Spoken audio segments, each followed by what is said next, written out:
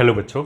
आजकल काफ़ी क्वेरीज बच्चों से मेरे पास इस तरह की आ रही है कि सेकेंड ड्रॉप हमें लेना चाहिए या नहीं लेना चाहिए। तो I thought of making this video जिसमें मैं डिटेल में अपनी थॉट्स बता सकता हूँ। देन यू कैन डिसाइड कि whether you want to go for second drop और not. There are some misconceptions, दोनों ही प्रो एंड कॉन्स दोनों में ही कुछ मिसकंसेप्शंस हैं। तो मैं अपना जो एनालिसिस है वो रखने की कोशिश करूँगा rather than giving any verdict, and then you can decide yourself कि तुम किस कैटेगरी में फॉल करते हो और whether you should take second drop और नॉट। तो let's start one by one. सबसे पहला क्वेश्चन तो ये होता है व्हाट यू वांट। क्या चाहिए तुम ड्रॉप लेना चाहते हो या नहीं लेना चाहते हो। अगर तुम नहीं लेना चाहते हो, क्वेश्चन ही खत्म हो गया, then do not go for it. ये ठीक है। इफ़ यू थिंक कि यार लेके देख लेते हैं फिर देखा जाएगा कि शायद हो जाए, तो आई विल से कि मत लो, नहीं होगा। If you are not confident तो फिर you should not go for the drop. बच्चे को 1 साल 2 साल या 3 साल प्रिपरेशन करने के बाद हर बच्चे को लगभग एक फेयरली गुड आइडिया हो जाता है कि यार मैंने पूरे साल जो प्रिपरेशन किया उसमें जो मैंने क्वेश्चंस देखे, फिर जो मैंने पेपर के अंदर क्वेश्चंस देखे, उनमें देयर वाज सम सिमिलैरिटी। तो उसको अपने आप ही कॉन्फिडेंस टाइप आ जाता है कि यार मेरे को लगता है इतना गैप था और ये गैप मैं आसानी से फिल कर सकता हूँ अगली साल और एक अच्छी एनआईटी में एक अच्छा ब्रांच ले सकता हूँ। तो if you are confident yourself कि यार पक्की बात है कि मैं इस बार मेहनत करूँगा, जो अगर मैंने हो भी सकता है कि मैंने पूरी मेहनत की और फिर भी सिलेक्शन नहीं हुआ, फिर भी वी डू गेट इनसाइट कि क्या क्या मैंने गड़बड़ किया था। और अगर मेरे को लगता है कि मैं उस गड़बड़ को आसानी से दूर कर दूंगा और मेरे ये क्वेश्चन अगर सही हो जाते तो मैं भी आज एनआईटी में या आईआईटी में बैठा होता। तो if you have that clarity कि तुम्हें पता है कि तुम्हारा अभी का लेवल क्या है, जेई मेंस का एग्जैक्ट लेवल क्या है और तुम्हारे बीच में लगभग कितना कंपटीशन कितना डिफरेंस है, and you can easily fill it. If you are confident कि हाँ यार ये तो मैं आराम से कर दूंगा, मतलब फिल नहीं करना है मेरे को, तो बहुत अच्छी रैंक लेके आनी है। ऐसा नहीं कि 20 अगली बार हमने ड्रॉप किया और 20-25 हज़ार रैंक आ रही है। इफ़ यू आर कॉन्फिडेंट कि यार मैं आराम से 5-6 हज़ार के आसपास इस बार रैंक ला के दिखाऊँगा, अगर तुम इतना कॉन्फिडेंट हो then only you should go for it. Otherwise अगर हम एज ए एक्सपेरिमेंट इसको लेना चाहें तो we should not go for it. और मतलब बहुत सारे बच्चे कॉन्फिडेंट होते हैं कि मैं कर लूँगा, और बट फिर भी उसके आसपास वाले या फिर अंकल आंटी टाइप लोग ना उसको डीमोटिवेट करते हैं कि नहीं करना चाहिए, कुछ नहीं होता, सेकंड ड्रॉप में किसी का सिलेक्शन नहीं होता। उन आंटी और अंकल का हो सकता है कि जो टोटल सैम्पल साइज़ हो वो 2 बच्चा हो, कि उन्होंने एक शर्मा जी के बच्चे को देखा और एक वर्मा जी के बच्चे को देखा हो कि दोनों ने ड्रॉप लिया था सेकंड ड्रॉप और फिर भी उनका कुछ नहीं हुआ। तो this is not the right, जिसे बोलते हैं guidance. Those are not the right people जो गाइडेंस दे पाएँ। 1 या 2 का सैम्पल डेटा नहीं होता है। यू शुड गो फॉर, जैसे कोई इंस्टीट्यूट में टीचर पढ़ा रहे हैं तो उनके पास हज़ारों बच्चों का डेटा होता है कि किसने ड्रॉप किया, किसने क्या किया। तो they will be, I will say के better guide rather then some uncle इन पड़ोस। थर्ड पॉइंट, नेक्स्ट पॉइंट पे चलते हैं। जैसे काफ़ी लोग बोलते हैं कि यार 1 साल तो ड्रॉप कर लिया और ड्रॉप करेगा तो इतना टाइम लगेगा। तो फिर उनको मेरा पहला काउंटर क्या होगा, look at the medical students. Medical में ऐसा 2-3 मतलब 1-2 साल का शायद नहीं है, अटैम्प्ट की शायद लिमिट ही नहीं है जहाँ तक मेरे को पता है। तो वहाँ पे तो बच्चा 3-3 4-4 साल तक ड्रॉप करता है, और ड्रॉप करने के बाद भी मेडिकल की जो एमबीबीएस की डिग्री है वो 5.5 साल में जाके ख़त्म होती है। आईआईटी तो 4 साल में ख़त्म हो जाता है, या फिर इंजीनियरिंग डिग्री तो 4 साल में ख़त्म हो जाता है। तो अगर तुम लेट हो गए तो मेडिकल वाला बेचारा क्या करेगा, वो तो फिर बहुत बहुत बहुत ही लेट हो गया। कोटा में you will find this A usual phenomena कि बच्चा 3-3 साल ड्रॉप ले रहा है, उसके बाद वो 5.5 साल की डिग्री कर रहा है। एंड ये तुमने सुन रखा होगा कि एमबीबीएस करने से कुछ होता नहीं, usually people go for some other specialization. उसका मतलब कि और नंबर ऑफ ईयर्स ऐड हो गए, तो वो भी तो अपनी लाइफ जीते हैं। मतलब ऐसा तो नहीं कि डॉक्टर आउटडेटेड हो जाते हैं जब तक वो कमाने लायक होते हैं, ऐसा नहीं है। वो भी तो एक बहुत बड़ी स्ट्रीम है। अगर वो लोग 1 आध साल लेट हो सकते हैं तो इंजीनियरिंग वाले भी क्यों नहीं हो सकते, क्या दिक्कत है। पहला चीज़ तो ये पॉइंट हो गया। दूसरा मैं ये बोलूँगा, आईआईटी में ये जो रेस्ट्रिक्शन है ये अभी कुछ सालों पहले आया है। उससे पहले आईआईटी में भी लोग 2-2 3-3 साल तक ड्रॉप लेते थे, और ऐसा नहीं कि वो सारे लोग आज सड़कों पे फिर रहे हैं जिन्होंने 2 साल या 3 साल ड्रॉप लिया होगा।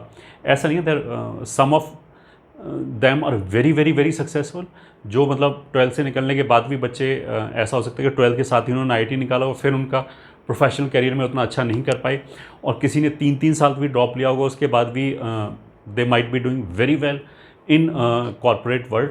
तो ऐसा कुछ नहीं कि पहले कुछ ख़राब था। वो तो आईआईटी ने शायद ये सोच के कि बच्चा 2-2 3-3 साल तक लगा रहता है और फिर उसके आगे का कैरियर पे इफेक्ट पड़ता है, पता नहीं IIT ने क्या सोचा होगा, ऐसे तो मेडिकल में भी होता है वैसे, बट खैर जो भी है, उन्होंने शायद कुछ लॉजिक ये भी दी जाती कि जो बच्चा 2-3 साल बाद के ड्रॉप के होने के बाद आता है वो बर्नआउट फील हो जाता है, तो maybe in some cases definitely कुछ ऐसा होता हो, but this is not a very convincing line of argument, क्योंकि जो पहले नो रेस्ट्रिक्शन वाला चीज़ था वो भी कई सालों तक चला और वहाँ से भी ड्रॉप करने वाले काफ़ी लोग सक्सेसफुल, मैं पर्सनली चाहता हूँ, मैं नाम नहीं ले सकता उनको, they might feel offended, but I know one person जिसने 3 या 4 साल ड्रॉप किया था and he is at a very good position, जिसे बोलते हैं कॉर्पोरेट वर्ल्ड में। फिर there is something called first timers. अगर कोई अच्छे शहर में मतलब मेट्रो सिटीज़ में कोई बच्चा है तो उसको कॉम्पिटिटिव अवेयरनेस काफ़ी पहले से ही आ जाती है, इवन 9-10 से बच्चा तैयारी करने लग जाता है।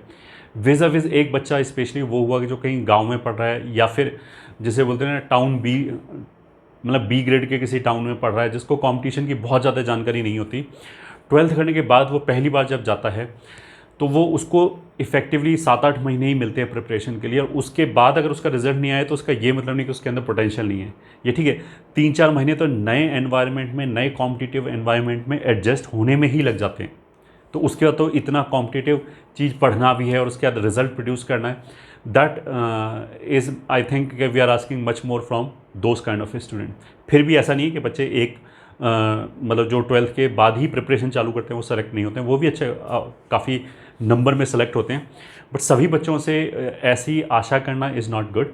तो अगर इतना जो बच्चा फर्स्ट टाइमर है और उसको 6-7 महीने या 8 महीने या 1 साल तैयारी करके लग गया कि यार मेरे को इतना डिस्टेंस बचा है and I can easily do it, तो we should give them a chance definitely, क्योंकि ये उनके साथ जाती होगी।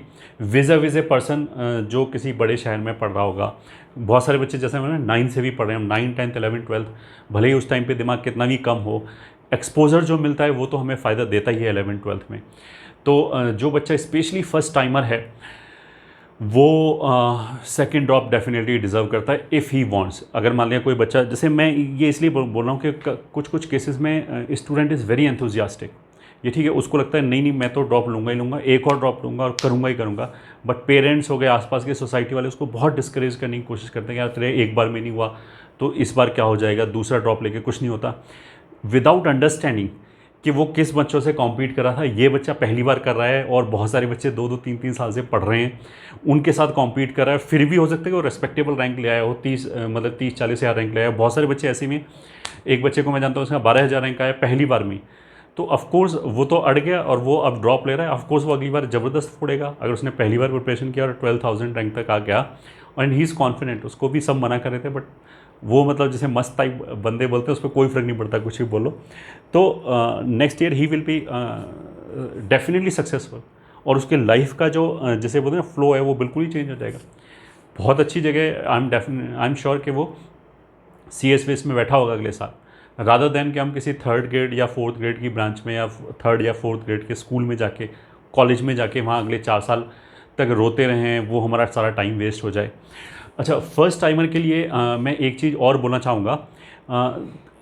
पहले मैंने कहीं पढ़ा था, there is something called, if I remember correctly, Dunning Kruger effect या लॉ, कुछ ऐसे ही था, ठीक है। एंड दिस आई फेल्ट कि ये बात काफ़ी सही बोला जा रहा है।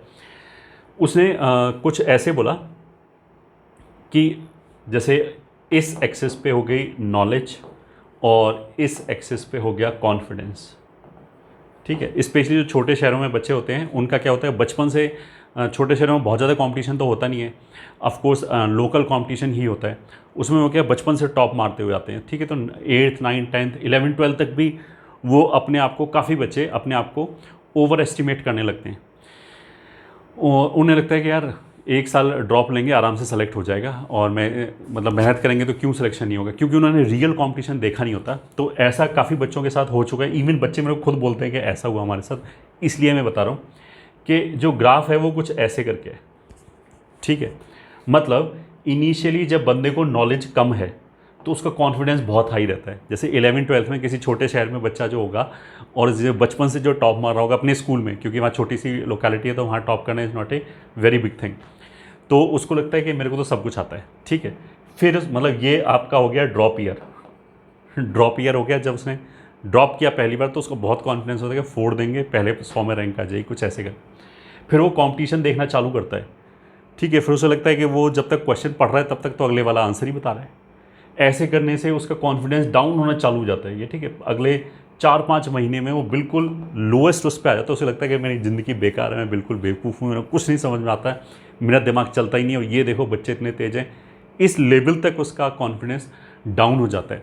उसके बाद क्या होता है कि जो फाइटर बच्चा है वो फिर भी मेहनत तो करता ही है, ये ठीक है। अब हो सकता है कि लोअर मिडिल क्लास बैकग्राउंड से आया हो तो उसके पास कोई चॉइस ही नहीं है मेहनत करने के अलावा, तो मेहनत तो वो करता ही करता है। कुछ दिनों बाद, मतलब पहले तो मैंने बोला कि 1-2 महीने तो वो शॉक में चला गया कि यार इतनी पढ़ाई, ये तो मैंने सोचा ही नहीं था, इस तरह की फीलिंग आती है उसको। फिर जब वो मेहनत करना चालू होता है तो थोड़ा थोड़ा उसको फीलिंग आना चालू हो जाता है कि यार समझ में तो आ रहा है, ये ठीक है। थोड़ी देर बाद जो बच्चा देखो 1-2 साल पहले से प्रिपरेशन कर रहा है, ऑफकोर्स उसको एक्सपोजर ज़्यादा है, उसका IQ ज़्यादा होगा, ये ज़रूरी नहीं है, ठीक है। तो फिर वो बच्चा जब बाकी सब के साथ कंपेयर करता है कि यार इसने 2 साल से तैयारी कर रखी है बट इसको ये क्वेश्चन समझ में नहीं आया, बट मेरे को समझ में आ गया, तो उसे लगता है कि यार ये भी उतने इंटेलिजेंट नहीं है, ये ठीक है, जितना मैं पहले समझता था। तो उसका धीरे धीरे कॉन्फिडेंस बढ़ना चालू हो गया कि यार मैं भी कर सकता हूँ, अगर मेरे को और टाइम मिलता तो मैं कर सकता हूँ। ये फिर वो लगभग स्टेज आ गया जब एग्ज़ाम हमारा क्रॉस हो गया, ठीक है। मतलब एग्ज़ाम तक उस बच्चे ने बाकी सब के साथ कंपेयर करके देख लिया कि मेरा IQ भी इतना बुरा नहीं है जितना मैं 2 महीने या 6 महीने पहले सोच रहा था। I can also do it. But ये जो मैंने क्रूशियल टाइम वेस्ट किया शुरू का 3-4 महीने, काश वो मेरे को दोबारा मिल जाए तो आई विल क्रैक इट। तो उसके बाद ये वो वाली स्टेज हो गई। अगर तुम्हें ये फीलिंग आती है कि आई कैन डू इट, बस मेरे को टाइम और ज़्यादा चाहिए और जेई निकल गया, तो अब ऑप्शन क्या बचता है कि अगले साल ही दे सकते हैं। तो ऐसे बच्चे अगले साल बहुत अच्छा कर सकते हैं। तो this is one way of explanation कि ये काफ़ी बच्चों की जर्नी होती है, और काफ़ी बच्चे I am sure will be able to relate with this thing कि पहले बहुत कॉन्फिडेंस में आए, जब कोचिंग चालू हुई, प्रिपरेशन चालू हुई, तो एकदम कॉन्फिडेंस जीरो हो गया कि यार मेरे को तो कुछ नहीं आता। फिर धीरे धीरे जब बाकियों के साथ compete करना चालू किया, of course I am talking about the person who is hard working and motivated, फिर उन्होंने धीरे धीरे कॉन्फिडेंस गेन करना चालू किया। बट उसमें क्या हुआ, उनका बहुत क्रूशियल टाइम चला गया।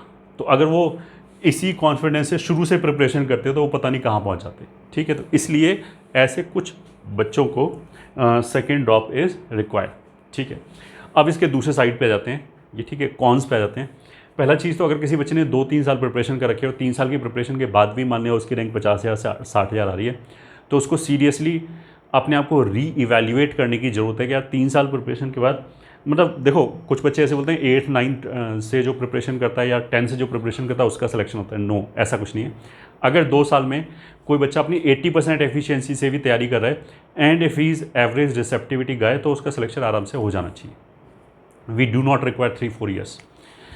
तो अगर किसी बच्चे ने 11th में किया, 12th में किया, फिर ड्रॉपर में किया, नाउ ही इज़ थिंकिंग कि एक ड्रॉप और लूँ, तो आई विल से क्या, रुको, पहले अपने आप को एनालिसिस करो कि ये जो 3 साल तुमने निकाले हैं क्यों निकाले हैं, मतलब कैसे निकल गए, ऐसा कैसे हो गया कि 3-3 साल पढ़ने के बाद भी सिलेक्शन नहीं हुआ। तो कुछ बच्चे तो बिल्कुल मान लेते हैं कि सर मैंने सीरियसली पढ़ाई नहीं की थी, ये ठीक है, मैंने बहुत मस्ती मारी थी, टाइम वेस्ट किया था, और पहले साल तो मैं कुछ भी नहीं पढ़ा, दूसरे साल बोर्ड की वजह से मैं दोनों तरफ मेरा टाइम चलता चला गया, तो 12th मैंने मिडिल में आके मैंने प्रिपरेशन ही छोड़ दिया। फिर 13th में जब मैंने पढ़ना चालू किया तो मैं जैसे बोलते हैं ना, बाकी के कंपटीशन को देख के साइक हो गया। अगर इस तरह की बात है कि 11th-12th में इफेक्टिवली पढ़ाई नहीं की एंड ही नोज़ कि मक्कारी की है उसने, तब तो चलो ठीक है, if you want to go for it and if you are highly motivated, अगर तुम जैसे बोलते हो नहीं मेरे को ड्रॉप करने के ना, then you can go for it. But अगर तुम्हें ये लगता है कि हमने 11, 12, 13 तीनों में अच्छी तरह प्रिपरेशन किया था अपनी बेस्ट कैपेबिलिटी की तरफ, तो आई विल से यार think 1000 time before taking another drop, because next year preparation will be very boring. अगर तुमने 11, 12, 13 मतलब 3-3 साल तक अगर तुमने सीरियसली पढ़ाई कर रखी है, तो अगले साल भी वही बुक्स आएंगी, वही क्वेश्चंस आएंगे, तो तुम्हें पढ़ने में बहुत ज़्यादा बोरियत लगेगी। तो ऐसे में बच्चे का मेंटली बहुत ज़्यादा स्ट्रांग होना ज़रूरी है, ठीक है।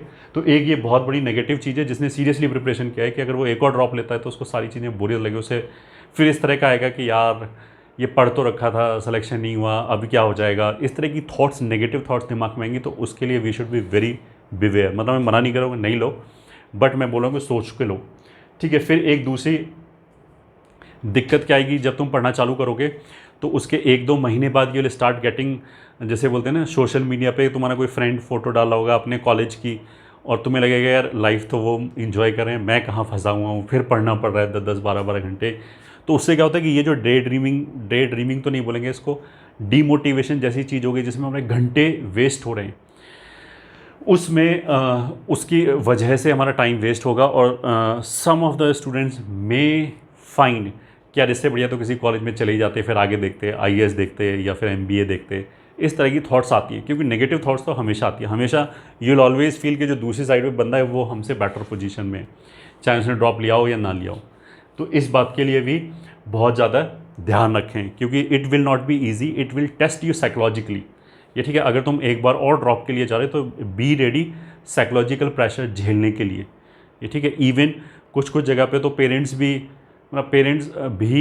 ताना मारते हैं कि अभी तक तो सिलेक्शन नहीं हुआ, अब कैसे हो जाएगा, अब तो पढ़ ले और सांस ले, मतलब कुछ कुछ जगह एक्सट्रीम में ये भी होता है कि बच्चा पानी पीने उठा तो भी उसके पेरेंट्स बोलने लग जाएंगे कि तूने लास्ट ईयर भी ऐसे टाइम वेस्ट किया था, 24 घंटे घूमता रहता है, इस बार भी तू यही कर रहा है। तो ये चीज़ें बहुत पिंच करती हैं बच्चों को ना, तो उनका फिर सारा मेंटल सेटअप बिगड़ जाता है। तो यू मतलब if what I am trying to say, if you are want to take a dive into it, then be mentally very very very strong. ये ठीक है, तुम ये सोचो कि जो भी रिजल्ट आएगा आई विल ओन इट। ये ठीक है, चाहे ख़राब है चाहे अच्छा है, डर डर के नहीं, यू शुड बी रेडी पहले से बिफोर हैंड कि जो भी आएगा आई विल सी, चलो देखा जाएगा, इस टाइप की चीज़। अच्छा, एक बहुत बड़ा फियर बच्चों का वैसे ये होता है कि प्लेसमेंट पे फ़र्क पड़ता है अगर सेकंड ड्रॉपर है, तो आई विल से कि ऐसा कोई फ़र्क नहीं पड़ता है। ये ठीक है, ये सब कहने वाली बातें, काइंड ऑफ मिसकंसेप्शन है।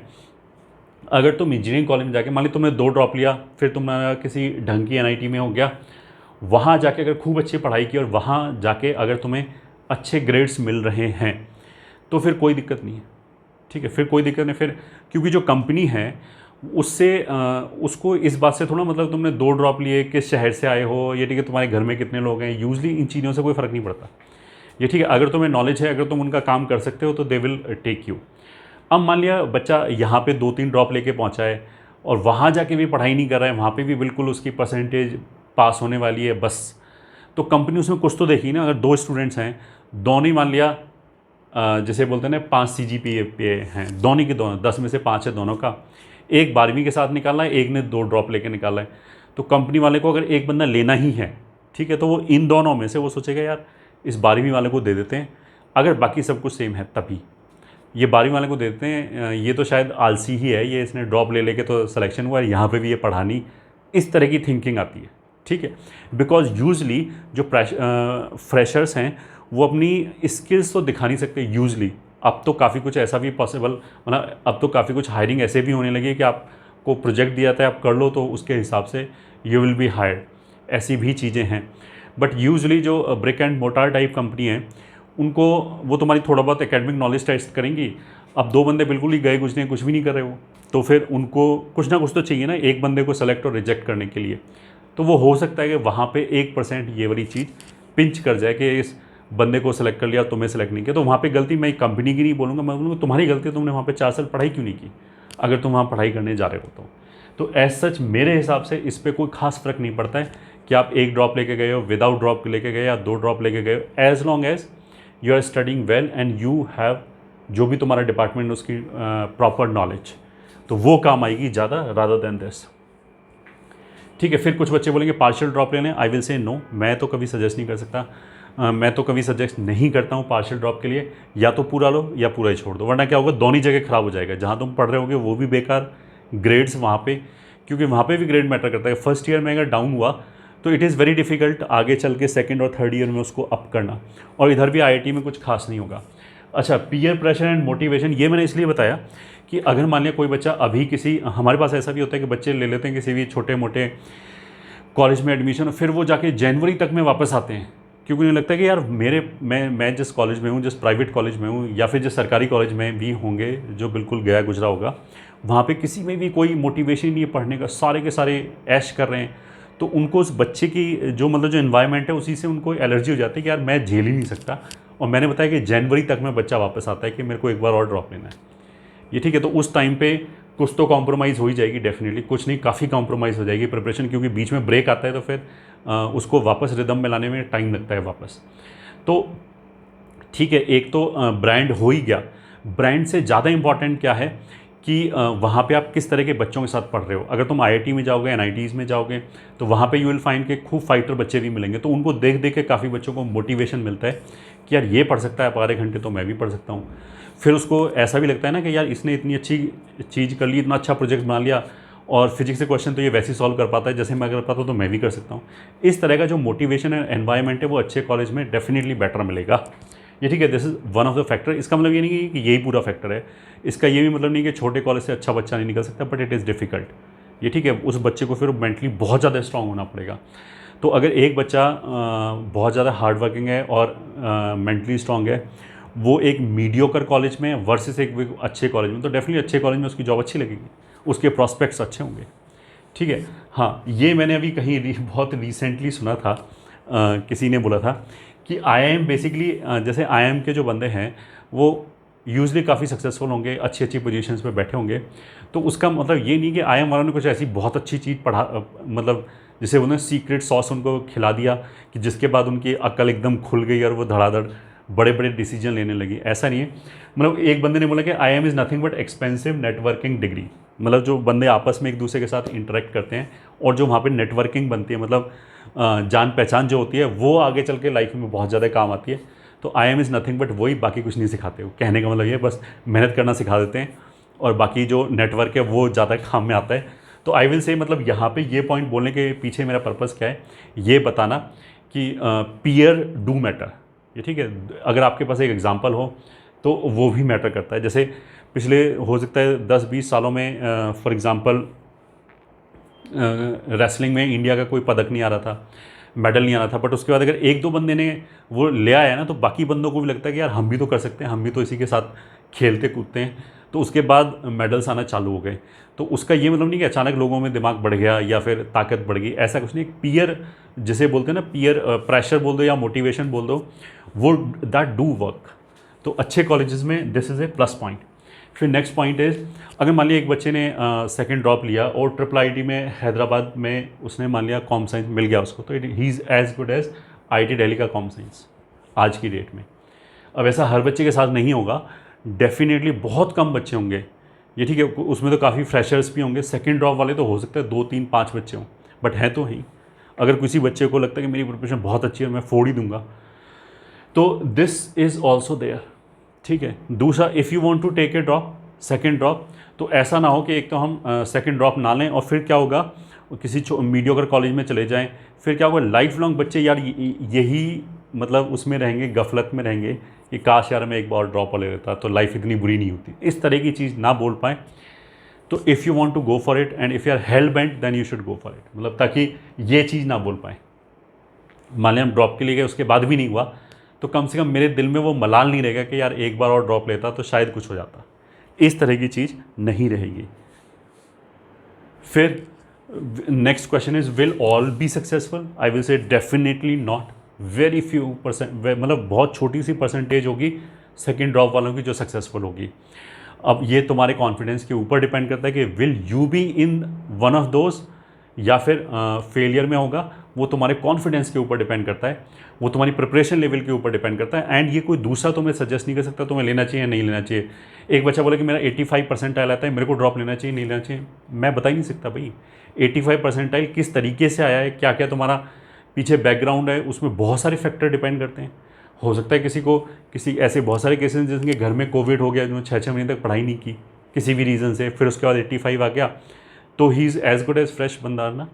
तो अगर उसको कॉन्फिडेंस है कि मैं ले आऊँगा, तो he should go for it. एक वो एक वो बच्चा हो गया जिसने अपनी पूरी ताकत झोंक दी, 12-14 घंटे पढ़ रहा है, उसके बाद भी उसका 85 आया, तो उसके लिए तो it will be very difficult. अगले साल ऐसा क्या नया हो जाएगा। तो 85 परसेंटाइल पे ड्रॉप लेना चाहिए नहीं लेना चाहिए, this is very subjective question, मतलब इसमें कोई बता ही नहीं सकता, that depends upon the person.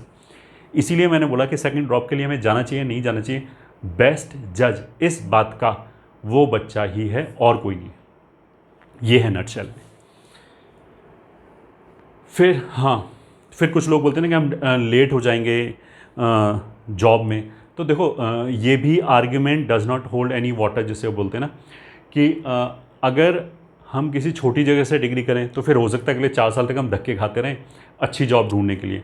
विज़ अभी अच्छी जगह से कर लें और फिर वहाँ पे जॉब जल्दी लग जाए। तो लेट तो इस बात से भी हो सकता है कि अभी हम किसी उल्टी सीधी जगह एडमिशन लेने फिर जॉब के लिए धक्के खाएं। तो this also is not a valid और आई विल से कि गुड आर्ग्यूमेंट। फिर गेट प्रिपरेशन, हाँ ये चीज़ हो गया कि अगर कोई बच्चा मतलब जिसका हो सकता है दोनों चांस हो गया हो, या फिर who is not very much willing to take another drop, कोई बात नहीं, हम गेट के थ्रू भी आईटी में जा सकते हैं। वहाँ से भी एक विंडो ऑफ अपॉर्चुनिटी तो खुलता ही है। अब दैट डिपेंड्स कि तुम वहाँ पे जाके कितनी मेहनत कर पाते हो। मतलब अगर ड्रॉप नहीं ले रहे हो तो this is not end of the world, ये ठीक है। अगर ड्रॉप ले रहे हो तो दिस इज़ नॉट समथिंग जैसे बोलते हैं ना कि टैबू जैसी चीज़ तुमने कर दी, पता नहीं क्या कर दिया, क्यों ड्रॉप ले लिया, ऐसा नहीं है। काफ़ी कुछ बैलेंस चीज़ें हैं, इस बहुत ज़्यादा फ़र्क नहीं पड़ता है। टोटली तुम्हारे ऊपर डिपेंड करता है what you want to do.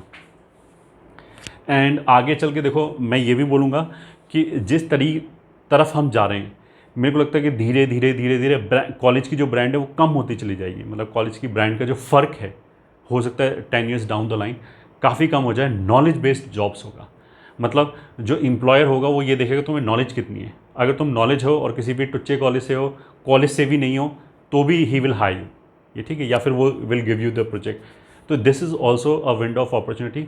Those अगर किसी बच्चे को लगता है कि यार मैं ड्रॉप नहीं लेना चाहता, I don't want to go through this cycle again, और मेरे को तो अब पढ़ाई चालू करनी है अपनी इंजीनियरिंग की, तो इसमें भी कोई बुरी बात नहीं है, गो फॉर इट, ये ठीक है। बट मेक श्योर कि जो तुम अपने 4 साल है वहाँ पे अच्छे नॉलेज गेन करने के लिए यूज़ करो। बैठ के रिव्यू ना करो कि यार मैंने क्या कर दिया, लाइफ बर्बाद होगी, पहले मेहनत कर लेते, जो हो गया वो हो गया, अब अपनी मेहनत करो। अगर तुम्हें नॉलेज होगी, स्टिल यू कैन बीट किसी भी जैसे बोलते हैं बड़े इंस्टीट्यूट के बंदे को। तो all in all I will not give any verdict weather you should go for it और नॉट गो फॉर इट। मैंने तो दोनों पक्ष को रखने की कोशिश किया, और इसके बाद यू कैन डिसाइड, बिकॉज तुम्हें जानने वाला बेस्ट बंदा तुम ही हो और कोई नहीं है। इवन पेरेंट्स भी नहीं है, पेरेंट्स को भी थोड़ा पता होती है कि तुम्हारी नॉलेज किस लेवल पे होगी। If you have a very good feeling and if you are highly determined, then go for it. अगर थोड़ा सा भी ना नुकुर या ऐसे शेकी सा है, do not go for it, go for alternate path. तो आई होप मैंने कुछ लाइट शेड किया होगा इस डिसीजन पे।